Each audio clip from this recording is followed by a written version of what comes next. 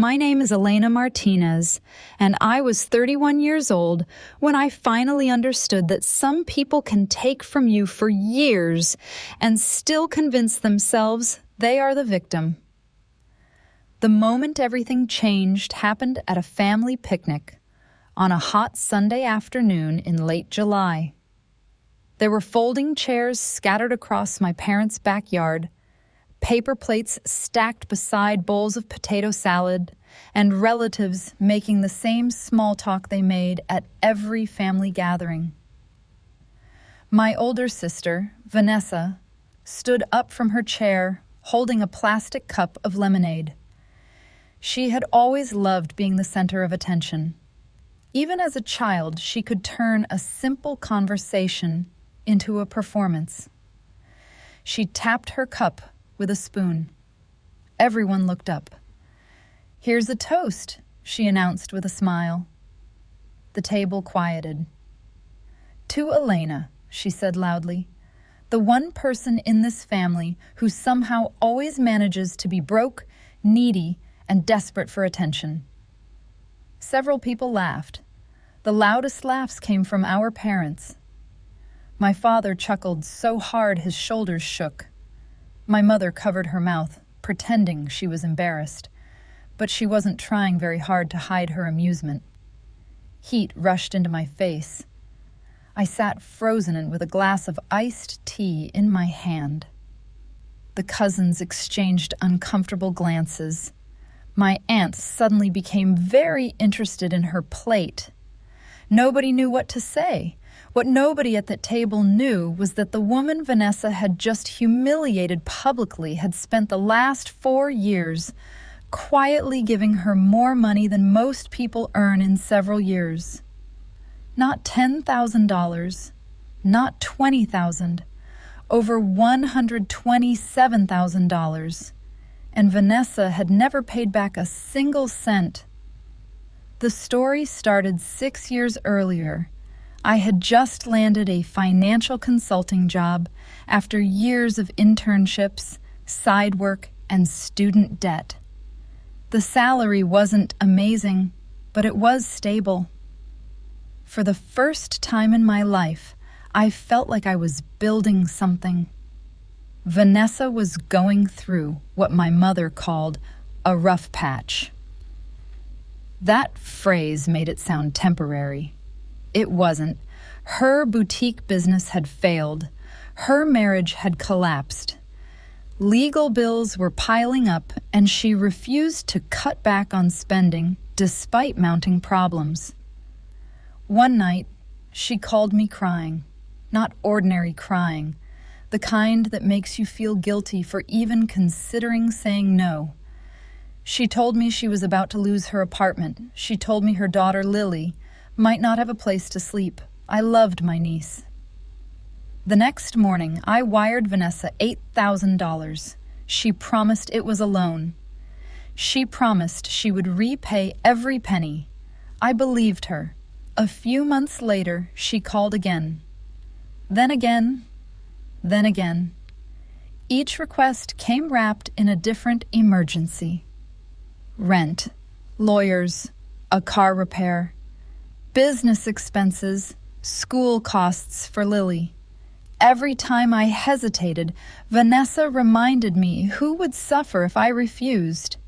And every time I said yes. At first, I thought I was helping my sister survive.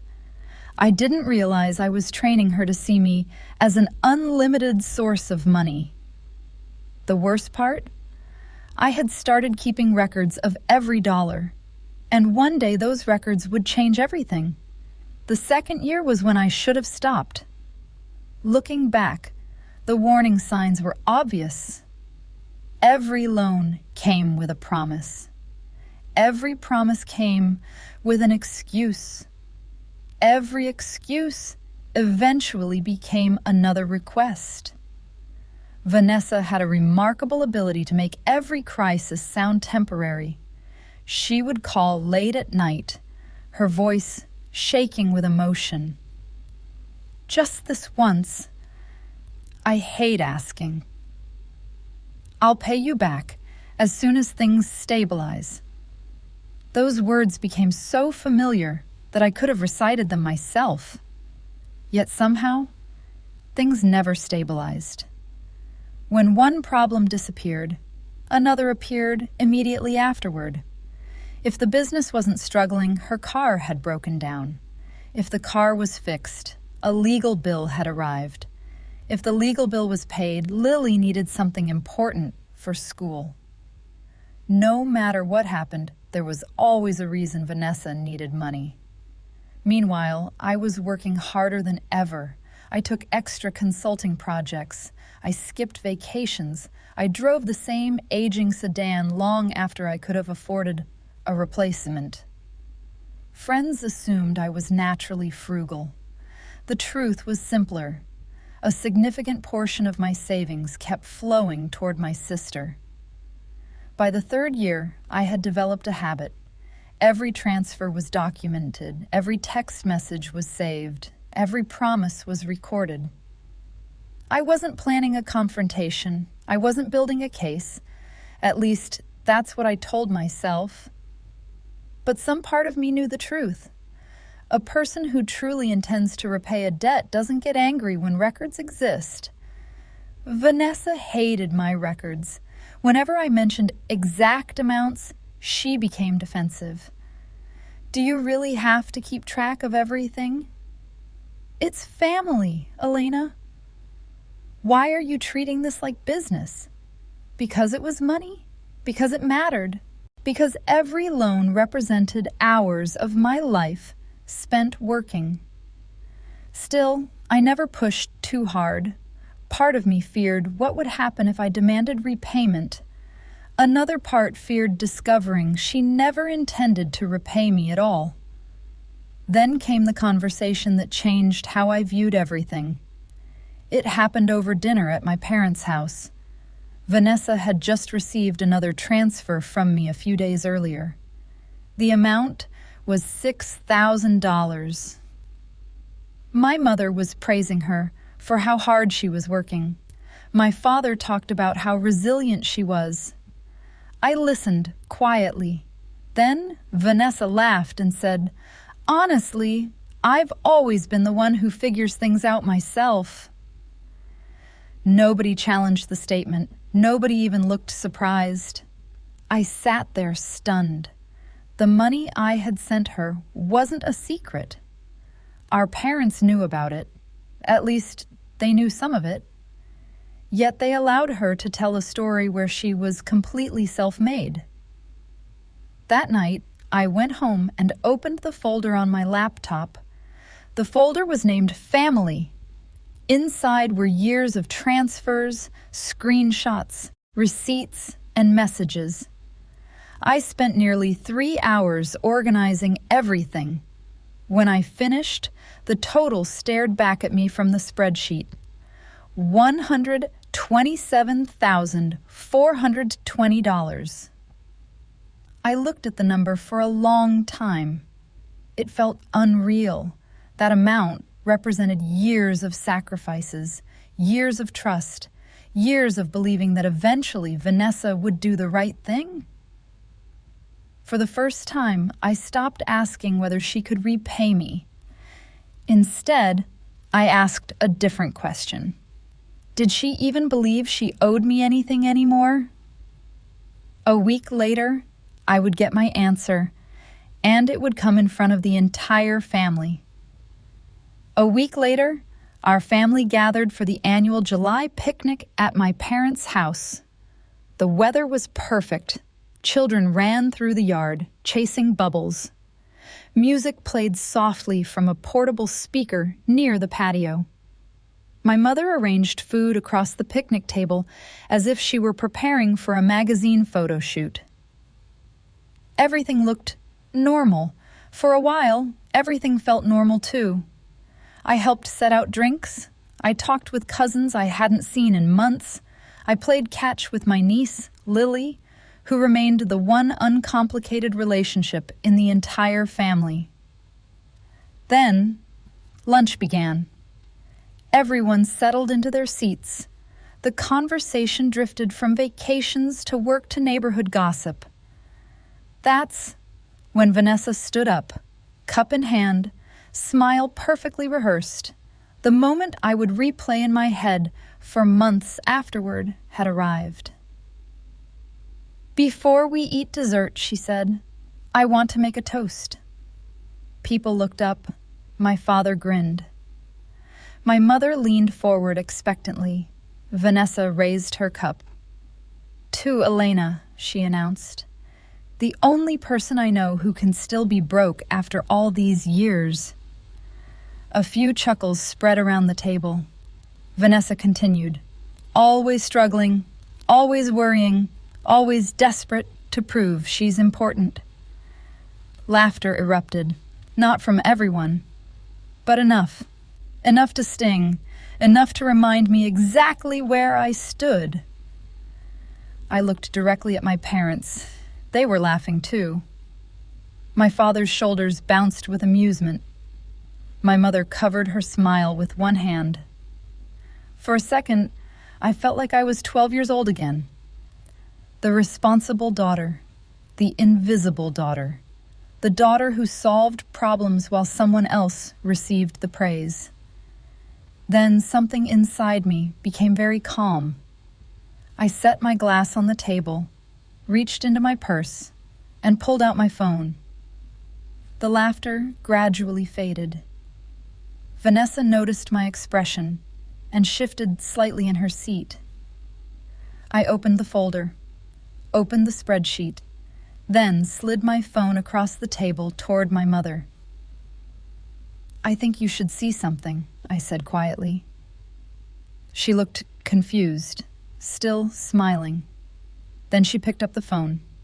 The smile disappeared. At first, there was no reaction, just silence. 4 seconds, 5 seconds, 6. Then the color slowly drained from her face.